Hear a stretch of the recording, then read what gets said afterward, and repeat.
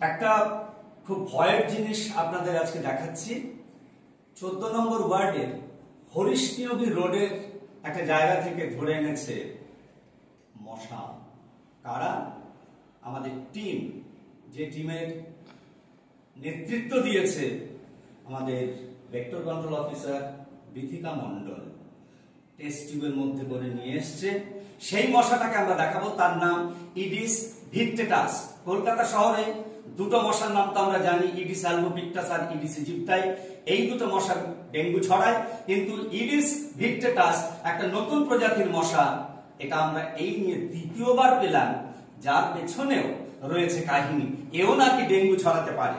Digital মাইক্রোস্কোপের নিচে আমরা একটু দেখে নিই যে এখানে হেড, থোরাক্স, অ্যাবডোমেন, এই থোরাক্স যেটা বুকের যে দিক, তার উপরের দিকে 6টা সাদা ডট দেখা যাচ্ছে। 1 2 3 4 5 6।